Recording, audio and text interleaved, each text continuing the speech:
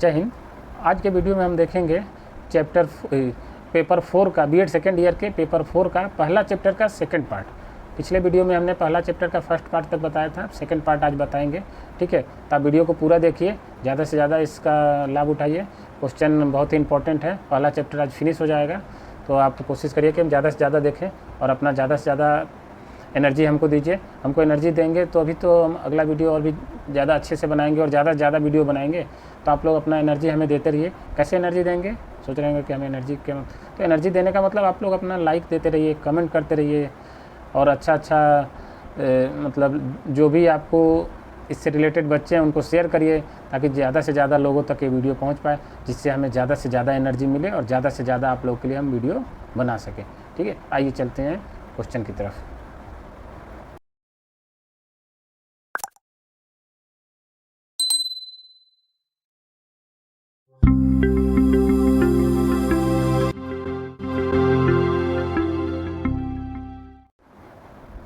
आइए देखते हैं बीएड सेकेंड ईयर का जो पेपर 4 है, जनसंख्या में पर्यावरणीय शिक्षा, उसका भाग 1 का पहला पार्ट है। उसमें 2 भाग हैं, जैसा कि आपको मालूम है। पहला भाग है जनसंख्या का, दूसरा भाग है पर्यावरण का। तो जनसंख्या वाले भाग में पहला पार्ट है जननांकी। तो उसमें पहला पार्ट हम आप लोगों को बता चुके थे, ये दूसरा पार्ट है। दूसरा पार्ट के इंपॉर्टेंट क्वेश्चन बताने जा रहे हैं। वीडियो में लास्ट तक बने रहिए, ताकि आपका कोई भी क्वेश्चन एग्जाम में छूट न सके। और ज़्यादा से ज़्यादा लोगों को शेयर करिए, ज़्यादा से ज़्यादा लोगों को मतलब ज़्यादा से ज़्यादा लाइक करिए, अच्छा लगे तो।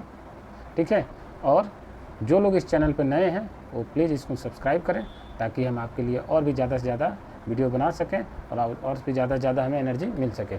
ठीक है, और सब्सक्राइब करें और बेल आइकन भी दबा दीजिए, ताकि हम कभी भी कोई वीडियो डालें तो आप तक तुरंत नोटिफिकेशन पहुंच जाए। ठीक है, आइए देखते हैं पहला क्वेश्चन है, नगरीकरण के क्या क्या प्रभाव हैं।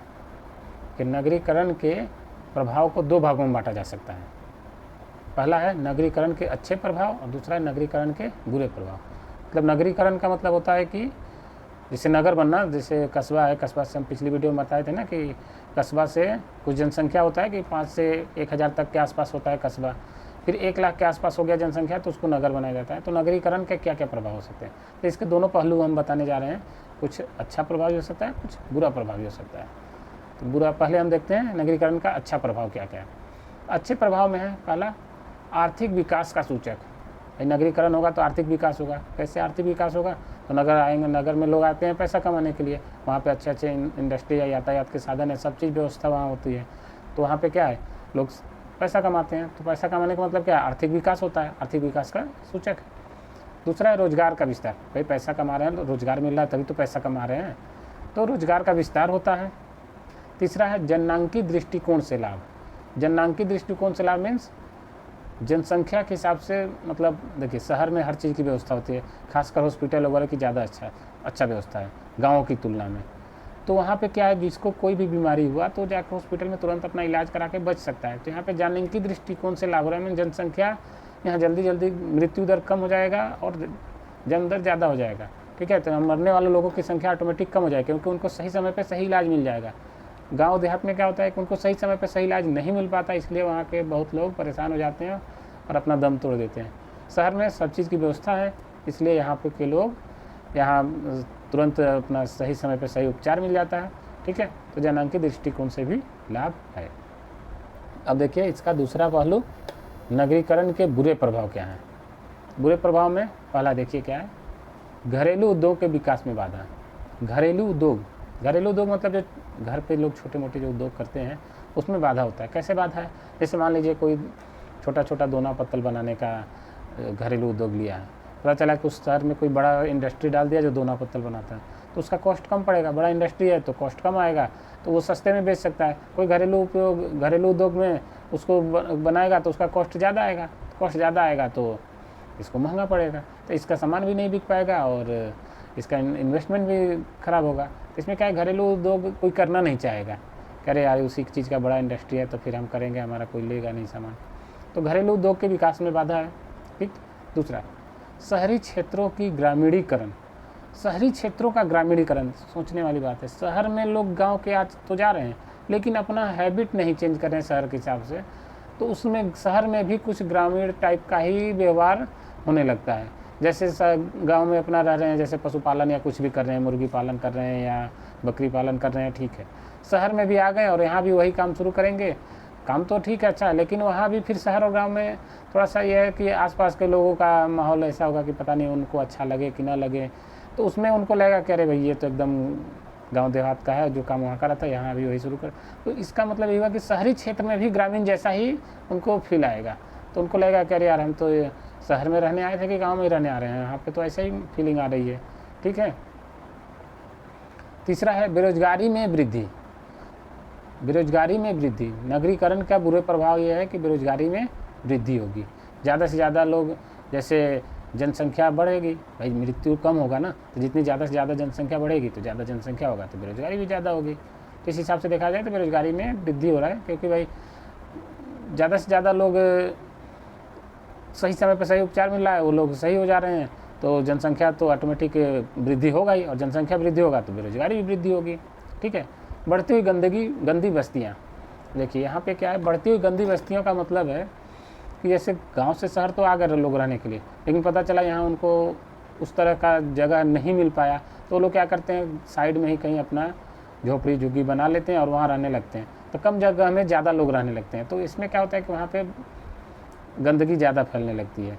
गाँव से शहर आ गए, लेकिन शहर में उस हिसाब से उनको जगह ज़मीन नहीं मिला घर बनाने को, उतना उस हिसाब से उनके पास पैसा नहीं रहा, तो क्या करेंगे, कहीं भी ऐसे ही जो खाली पड़ा सरकारी ज़मीन है वहाँ अपना झुग्गी झोपड़ी बना के रहने लगे, और अपना जो भी दिनचर्या के लिए, जो भी अपना पेट पालने के लिए कुछ थोड़ा बहुत धंधा करने लगे। तो उससे क्या है, वो लोग कम जगह में ज़्यादा लोग रहने लगते हैं, तो वहाँ पे गंदगी कचरा फैलने लगता है, ठीक है। वो लोग उस हिसाब से उस चीज़ों को मेंटेन नहीं कर पाते जिस हिसाब से शहर के हिसाब से करना चाहिए, तो गंदी बस्तियाँ का भी बढ़ने लगता है, ठीक है। नेक्स्ट है अपराधों में वृद्धि। देखिए शहर में तो आ गए, पता चला यहाँ पे खर्चा ज़्यादा है, खर्चा निकल नहीं पा रहा है, तो क्या करेंगे, लोग चोरी करेंगे, डाका डालेंगे, यही सब करेंगे, तो अपराधों में वृद्धि होगी। जैसे सबको अब चाहिए टच मोबाइल नहीं मिल पा रहा है, देखना है फेसबुक व्हाट्सएप चलाना है, कहाँ चलाएं, उतना इनकम है नहीं कि हम टच मोबाइल को खरीद पाएँ, तो क्या करेंगे, कहीं ना कहीं किसी का सोचेंगे कि किसी का चुरा लें, अपराधों में वृद्धि होगी, कहीं डाका डाल दें, कहीं चोरी कर लें, कहीं कुछ कर लें, तो ये सब चीज़ें बढ़ती है। अगला है बढ़ती हुई जनसंख्या घनत्व। जनसंख्या घनत्व तो बढ़ेगा ही, क्योंकि हॉस्पिटल है, सब लोग अच्छे से सही हो जा रहे हैं। दूसरा चीज़ कि गांव के लोग, कई आसपास के कई गांव के लोग एक ही जगह पे आ गए अच्छा सुविधा देखकर, तो यहाँ का ऑटोमेटिक जनसंख्या घनत्व बढ़ जाएगा, ठीक है। और मृत्यु दर कम हो जा रही है, क्योंकि यहाँ पे अच्छे से उपचार की व्यवस्था है, तो जनसंख्या घनत्व भी बढ़ जाता है, ठीक है। आइए अगला क्वेश्चन देखते हैं। अगला क्वेश्चन है क्वेश्चन नंबर 2। जनगणना 2011 के आधार पर सबसे अधिक लिंगानुपात किस राज्य का था। देखिए 2011, हर 10 साल पे जनगणना होती है, 2011 में हुआ था, फिर 2021 में, तो कोरोना काल में पता नहीं अभी कब होगा कि क्या एग्जैक्ट पोजीशन है, अभी तो आया नहीं, ठीक है। तो 2011 के आधार पर सबसे अधिक लिंगानुपात किस राज्य का था। लिंगानुपात का मतलब होता है कि 1000 पुरुषों पर कितनी महिलाएं हैं, कितनी स्त्रियां हैं, इसी को लिंगानुपात कहते हैं, लिंग का अनुपात, ठीक है। तो सबसे अच्छा लिंगानुपात था केरल का। केरल में 1000 पुरुषों पे 1082 स्त्रियां हैं, ठीक है। और दूसरा स्थान था पांडिचेरी में, पांडिचेरी का था 1000 पुरुषों पर 1038 स्त्रियां, 1038 लेडीज़ थी, मतलब 1000 पुरुष पे 1038, मतलब वहाँ महिलाओं की संख्या ज़्यादा है। कहाँ, केरल और पांडिचेरी, और भी जगह है लेकिन ये सबसे ज़्यादा यहाँ पे है, ठीक है। 1000 पे 1082 केरल में है, और पांडिचेरी में 1000 पे 1038, ठीक है। अगला क्वेश्चन देखते हैं। अगला क्वेश्चन है जनगणना 2011 के आधार पर सबसे कम लिंगानुपात किस राज्य का था, मतलब सबसे कम कहाँ था। तो सबसे कम था दिल्ली और हरियाणा। दिल्ली में था 1000 पुरुषों पर 886 स्त्रियाँ, 2011 के हिसाब से है, और हरियाणा में 1000 पुरुषों पे 877 स्त्रियाँ, ठीक है। इन दोनों जगहों पे लिंगानुपात सबसे कम था, बाकी जगहों का इसी के बीच में होगा, ठीक है। आइए क्वेश्चन नंबर 4 देखते हैं। क्वेश्चन नंबर 4 है भारत में जनसंख्या की वृद्धि के तीव्र कारण क्या क्या हैं। मतलब भारत में जनसंख्या, आपको मालूम ही है, भारत में जनसंख्या दिन पर दिन बढ़ते जा रहे हैं, तो इसके तीव्र वृद्धि के क्या क्या कारण हैं। पहला है सामाजिक कारण। सामाजिक कारण में क्या है, संयुक्त परिवार तथा बाल विवाह। संयुक्त परिवार मतलब, संयुक्त परिवार ऐसा परिवार होता है जिसमें कि घर का 1-2 मेंबर अर्निंग करता है, बाकी मेंबर अपना उन्हीं के साथ रहते हैं, तो उनका भी जीवन पोषण चलते रहता है। तो उनको इंडिविजुअल कमाने की नहीं ज़रूरत है, अरे चलो बड़े पापा तो कमा रहे हैं तो अभी हमको कुछ करने की ज़रूरत नहीं है, तो निश्चिंत रहते हैं। तो अपना ये जनसंख्या वृद्धि और ये मतलब इस वजह से उनको चिंता नहीं रहता है कि 2 बच्चे ही रखें कि 4 बच्चे करें, उनको चिंता ही नहीं है। भाई जब अपने कमाना खिलाना रहे तब तो लगेगा नहीं भाई 1 ही बच्चा रखो, भाई उनको कमाना है खिलाना, उनको अच्छे से पालन पोषण करना है। जब अपने को चिंता नहीं रहेगा, दूसरे पे रहेगा, तो सोचेंगे अरे चलो क्या है 2 बच्चे रहे चाहे 4 रहें, कौन सा अपने आप करना है, ठीक है। तो संयुक्त परिवार में थोड़ी सी ये मेंटेलिटी हो जाती है, तो ज़्यादा बच्चे लोग रखते हैं। दूसरा है बाल विवाह। बाल विवाह में मतलब ये दोनों सामाजिक कारण है। कुछ समाज के लोग आज भी बाल विवाह की प्रथा को मानते हैं, तो पार्टिकुलर उन समाज में बाल विवाह अभी भी चल रहा है। तो बाल विवाह की वजह से भी जनसंख्या वृद्धि, भाई जब छोटे ज़्यादा कम उम्र में ही शादी हो जाएगा तो उनका बच्चा पैदा करने का जीवन काल ज़्यादा लंबा हो जाएगा, ठीक है। जैसे मान लीजिए किसी का 25 साल में शादी होता है और 50 साल तक वो बच्चा पैदा कर सकता है, तो उसके पास 25 साल का ड्यूरेशन है। किसी का 20 साल में शादी हो गया तो उसके पास 30 साल का ड्यूरेशन है। मतलब ये एक एग्जाम्पल दे रहे हैं। तो इस तरह से इस वजह से भी जनसंख्या वृद्धि होने का ज़्यादा चांस है। दूसरा है निरक्षरता। निरक्षरता मीन्स जो पढ़ा लिखा नहीं है। तो जो पढ़ा लिखा नहीं है तो उसको पता ही नहीं है कि जनसंख्या कम होगा कि ज़्यादा होगा, उससे क्या फ़ायदा है क्या घाटा है, उसको कुछ नहीं मतलब। उसको तो मतलब है कि भाई जितना ही बड़ा परिवार रहेगा उतना ही अच्छा है। तो उसको मैंने उनको ये समझ में नहीं आएगा कि भाई कम जनसंख्या कम लोग रहने से हम अच्छे से जीवन यापन कर सकते हैं। निरक्षर हैं, उनको कुछ ज़्यादा दिमाग है नहीं कि सोच पाए। पढ़े लिखे हैं तो सोच पाते हैं आगे पीछे कि भाई हमारा ज़्यादा बच्चे हो जाएंगे तो हम उनका कैसे पालन पोषण करेंगे, उनकी पढ़ाई लिखाई कैसे करेंगे, ठीक है। तीसरा है विधवा विवाह। बहुत से अभी समाज में विधवा विवाह की प्रथा है, तो विधवा का विवाह हुआ तो फिर उससे भी कुछ ना कुछ बच्चे होंगे, तो इस वजह से भी जनसंख्या वृद्धि होगी। नेक्स्ट है आर्थिक कारण। आर्थिक कारण ये समझिएगा कैसे, बहुत ध्यान से समझिएगा, बहुत इंपॉर्टेंट है, ठीक है। आर्थिक कारण का मतलब है जैसे कुछ लोगों का ये मानना होता है कि हमारे घर में जितने ही ज़्यादा बच्चे होंगे उतने ही ज़्यादा कमाएंगे। जैसे किसी का 1 बच्चा है तो एक कमाने गया, किसी के 4 बच्चे हैं तो उसकी कमाई 4 गुना होगी, 4 बच्चे कमा के लाएंगे, ठीक है। तो उनको ये मानना है कि भाई ज़्यादा से ज़्यादा बच्चे रहेंगे तो ज़्यादा से ज़्यादा कमा के लाएंगे, ज़्यादा से ज़्यादा हमारा आर्थिक स्थिति ग्रोथ होगा, ठीक है। तो इसके वजह से कुछ लोग चाहते हैं कि भाई हमारा जनसंख्या बहुत तेज़ी से, हमारा घर का मेंबर बढ़ते रहें, ज़्यादा से ज़्यादा बच्चे पैदा करें ताकि हमारा घर का आर्थिक स्थिति मजबूत रहे। उन लोगों का ये मानना है, ठीक है। अगला है प्राकृतिक कारण। देखिए प्राकृतिक कारण, भारत का जो प्राकृतिक कारण है उसके वजह से भी ज़्यादा जनसंख्या क्या है, यहाँ की जलवायु गर्म है, ठीक है। तो गर्म जलवायु में कम उम्र में ही ज़्यादा परिपक्व हो जाते हैं प्रजनन के लिए। मतलब यहाँ पे जो भी महिला या पुरुष हैं कम उम्र में ही इनका प्रजनन करने की क्षमता का ज़्यादा विकास हो जाता है, ज़्यादा परिपक्व हो जाते हैं। इस वजह से ये लोग का कम उम्र में भी शादी हो जाता है तो भी बच्चा आसानी से पैदा कर लेते हैं। जबकि जो ठंडे गर्म जलवायु के लोग हैं वहाँ पे ये चीज़ नहीं होती, वहाँ पे ज़्यादा उम्र पे उन लोगों के अंदर ये क्षमता उत्पन्न आ जाती है, ज़्यादा उम्र पे क्षमता होती है। तो वहाँ पे जनसंख्या थोड़ा सा जलवायु की वजह से यहाँ पे जनसंख्या ज़्यादा हो जाता है, ठीक है, कि कम उम्र में ही परिपक्वता हो जाती है। अगला है धार्मिक कारण। यहाँ धार्मिक कारण, कुछ धर्म में भी ऐसा है, कुछ धर्म में कि ज़्यादा, जैसे मान लीजिए किसी का है कि पुत्र ही दाह संस्कार करेगा, पता चला उसकी 4 पुत्री है तो पुत्र के चक्कर में 4 और पुत्री कर लिया कि भाई हमारा दाह संस्कार कौन करेगा, कि उनको उनके अंदर धर्म का ये मानना है कि पुत्र ही करता है दाह संस्कार, तो इस वजह से भी हो जाता है। कुछ धर्म में मतलब अलग अलग धर्म का इस हिसाब से है कि भाई ये उस वजह से भी वो लोग अपना परिवार बढ़ाते हैं, ठीक है। उसके बाद है परिवार नियोजन विधियों के प्रयोग के प्रति उदासीनता। कुछ लोग को तो परिवार नियोजन का अपनाना, जो विधि है उसको अपनाना खराब लगता है और इस वजह से भी उनका घर का जनसंख्या बढ़ते जाता है। तो ऐसा नहीं, बहुत परिवार नियोजन का जो भी सरकार का अनुदेश है, जो भी आदेश है पालन करना चाहिए। कि जैसे क्या है, जैसे अभी यूपी में आप लोग सुने होंगे कि जनसंख्या का कानून लगा है कि 1 बच्चे होने से क्या फैसिलिटी है, 2 बच्चे होने से क्या फैसिलिटी है, 2 से ज़्यादा बच्चे होने पर क्या फैसिलिटी नहीं मिलेगी, ठीक है। तो ऐसे परिवार नियोजन की जो विधि है वो लोग यूज नहीं करते और इस वजह से भी उनका घर का जनसंख्या, घर का जो बच्चे ज़्यादा पैदा हो जाते हैं, ठीक है, नहीं चाहते हुए भी ज़्यादा बच्चा पैदा हो जाता है, ठीक है। अगला है मनोवैज्ञानिक कारण। मनोवैज्ञानिक कारण में उनको ये मानना है, जैसे मनोवैज्ञानिक कारण, जैसे कुछ लोग होते हैं कि जैसे हमारे ज़्यादा बच्चे रहेंगे तो जब हम बूढ़े हो जाएंगे तो एक बच्चा अगर भगाएगा तो दूसरा बच्चा तो मुझे सेवा करेगा। ये उनके दिमाग में ऐसा चलता है कि भाई ज़्यादा बच्चे रहेंगे तो हमारे पास ज़्यादा ऑप्शन है कि एक भगाएगा तो दूसरे के यहाँ जाएंगे, दूसरा भगाएगा तो तीसरे के यहाँ जाएंगे। तो उनके दिमाग में मनोवैज्ञानिक कारण चलते रहता है कि भाई ज़्यादा बच्चा पैदा करो तो ऑप्शन ज़्यादा रहेगा कि भाई हम बुढ़ापे में अच्छे से हम जीवन यापन कर सकें। तो ये भी एक रीज़न है जिस वजह से ज़्यादा जनसंख्या, मतलब तीव्र गति से जनसंख्या बढ़ रही है भारत की। ठीक है, आइए अगला क्वेश्चन देखते हैं। क्वेश्चन 5, जनसंख्या विस्फोट क्या है?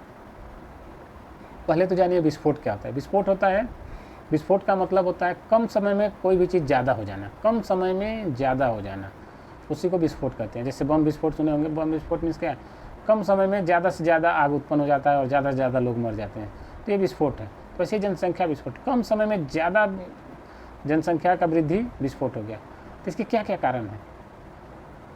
कारण है पहला, आर्थिक विकास में बाधा। भाई ज़्यादा जनसंख्या होगा तो आर्थिक विकास नहीं होगा। क्यों भाई? अगर आपके पास कमाई तो जितना है उतना है ही, अगर 2 बच्चे हैं और किसी के पास उसी कमाई में 4 बच्चे हैं तो चारों बच्चों को खिलाने पिलाने में उसका पैसा खर्च हो जाएगा। जिसका 2 बच्चा है 2 बच्चे को खिला पिला भी लेगा, उसके पढ़ाई की भी व्यवस्था कर सकता है, कपड़े की भी व्यवस्था कर सकता है।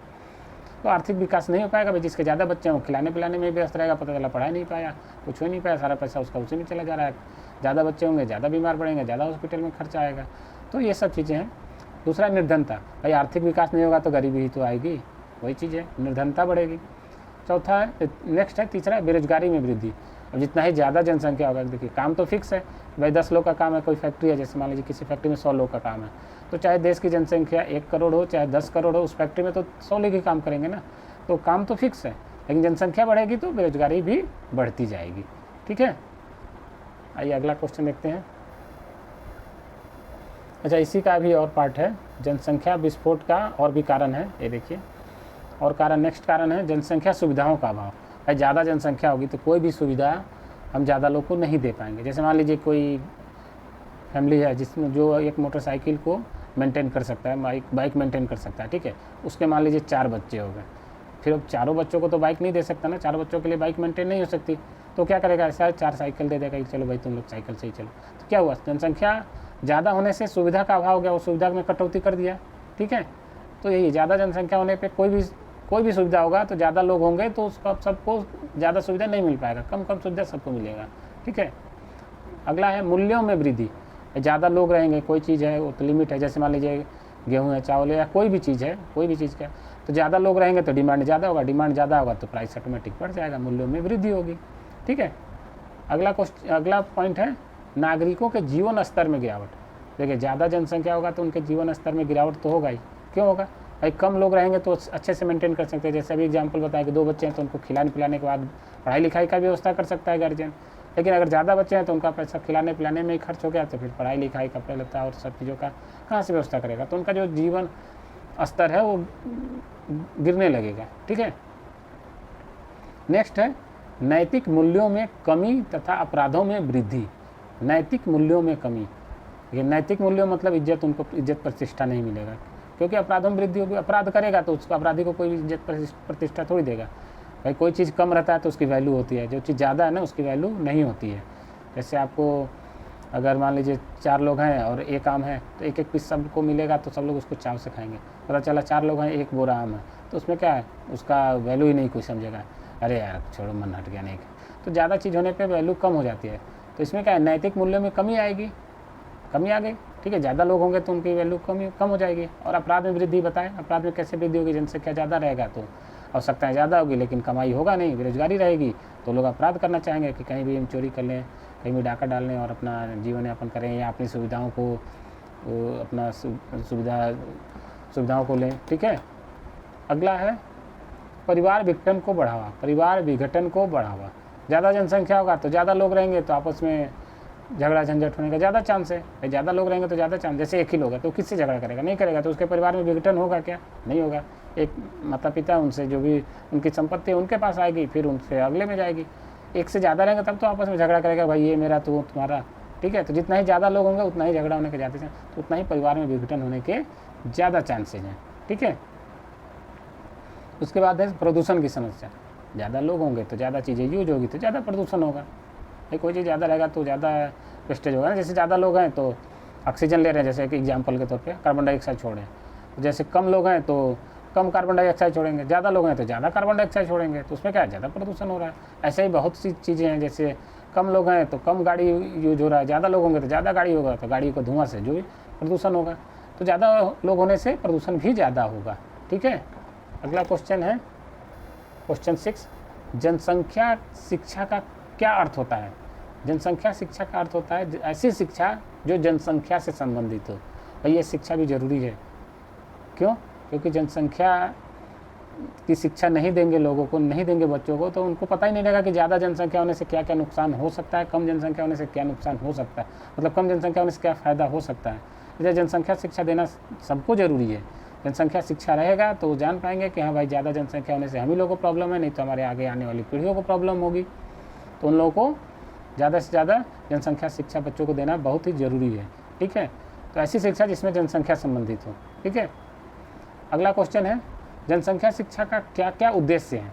देखिए, जनसंख्या शिक्षा का उद्देश्य है, पहला, तीव्र जनसंख्या वृद्धि के कारणों को जानना। मतलब जो जनसंख्या तीव्र गति से बढ़ रही है उसके क्या कारण है उसको जानना, कि भाई किस वजह से जनसंख्या वृद्धि बढ़ रही है, ये कारण जनसंख्या शिक्षा में बताया जाएगा। तीव्र जनसंख्या वृद्धि के प्रभाव को जानना, जनसंख्या शिक्षा में ये भी बताया जाना चाहिए कि तीव्र जनसंख्या वृद्धि से क्या क्या प्रभाव हो सकते हैं। ठीक है, क्या क्या कारण हो गए, क्या क्या उस कारण से क्या क्या प्रभाव हो सकता है, ये भी बताना चाहिए, तभी तो किसी को सही से समझ में आएगा भाई ये कारण है और ये प्रभाव है, भाई ज़्यादा से ज़्यादा जनसंख्या मत करो, भाई कम से कम जनसंख्या रखो। फिर पर्यावरण सामंजस्य को समझना। भाई पर्यावरण सामंजस्य मतलब प्राकृतिक का संतुलन बना रहेगा। कम जनसंख्या रहेगी, प्राकृतिक का संतुलन बना रहेगा, ज़्यादा जनसंख्या होगी तो प्राकृतिक का संतुलन बिगड़ सकता है। ठीक है, अगला जनसंख्या घनत्व को समझना। जनसंख्या घनत्व को भी समझाना, जनसंख्या शिक्षा में जनसंख्या घनत्व को भी समझाना चाहिए। ये सब चीज़ें समझने से उनको ये लगेगा कि हाँ भाई जनसंख्या कम रहने से ज़्यादा फायदा है, क्योंकि जनसंख्या घनत्व पर्यावरण का जो एडजस्टमेंट है, सामंजस्य है, तीव्र जनसंख्या वृद्धि के प्रभाव, तीव्र जनसंख्या वृद्धि के कारण इत्यादि बहुत सारे कारण हैं। हमने मुख्य कारण को बता दिया। इस वजह से आप मतलब बच्चों में ये जागरूकता रहेगा कि हाँ भाई जनसंख्या ज़्यादा होने से किस वजह से ज़्यादा होते हैं, तो वो वजह को वो लोग दूर कर रखेंगे। किस इनके जनसंख्या ज़्यादा से क्या क्या प्रभाव हैं, तो वो प्रभाव जानते रहेंगे, तो वो लोग अवेयरनेस रहेगा, उनके पास जागरूकता रहेगी कि हाँ भाई ये प्रभाव हो सकता है, इसलिए भाई कम बच्चे पैदा करो। ठीक है, पर्यावरण सामंजस्य बनेगा, ये सब चीज़ें उनको जानकारी में रहना चाहिए। ठीक है, यहाँ पे ये चैप्टर ख़त्म होता है। ये दूसरा पार्ट था चैप्टर 1 का, ये पेपर 4 का। ठीक है, ये पर्यावरण एवं जनसंख्या एवं पर्यावरण का। वीडियो अच्छा लगे तो लाइक करें, शेयर करें और अपना भरपूर एनर्जी दें, ताकि हम और भी एनर्जी से आप लोग के लिए ज़्यादा से ज़्यादा वीडियो बनाएं। आप लोग ऐसे ही प्यार देते रहिए, लाइक कमेंट करते रहिए। ठीक है, धन्यवाद। होप की चीज़ों को आप समझ पाए होंगे। मिलते हैं अगले वीडियो में। जय हिंद।